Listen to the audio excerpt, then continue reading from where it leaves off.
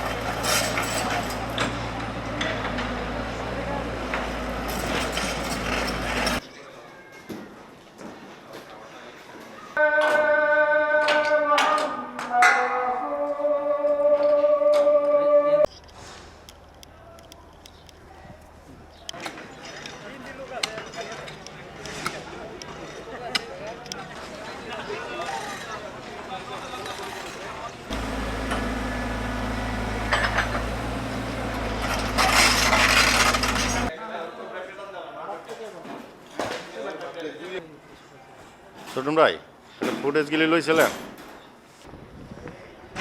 Sir বিদ্যুৎ line out করেছি। কেটে দিয়েছেন না? টেপ দিয়েছেন কেটে।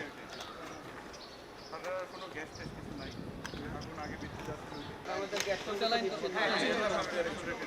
এই পাম্প ফিটিং করতে হবে। এইটা ওই গাড়ি হবে না, পাম্প ফিটিং করতে হবে।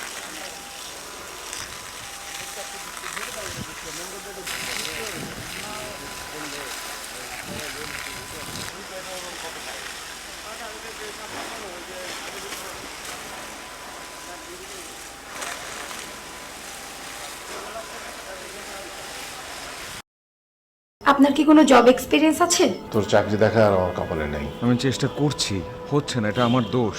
টাকা হলে মানুষের অবস্থান পরিবর্তন হয়, কিন্তু রুচির না। এমন ছেলের কাছে বিয়ে হলে যে কোনো মেয়ের আর্থিক নিশ্চয়তা থাকবে। টাকা পয়সা কি সব? আর একটা প্রাইভেট চাকরি করে তো সরকারি চাকরির জন্য চেষ্টা করা যায়। বেসরকারি চাকরি করতে গেলেও টাকা লাগে, লিঙ্ক লাগে, যেটা কোনোটাই আমাদের নেই। জীবনটাকে সবসময় সহজভাবে দেখবে। অর্থ মূল্য ছাড়া কোনো কাজের কোনো মূল্য কেউ দিতে চায় না। বিয়ে করে ফেলো আমাকে। খাওয়াবো কি তোমাকে আমি? বেকার ছেলে মুখ দেখাটা একটা বিরক্তিকর। এক রত্তি বেঁচে থাকার গল্প,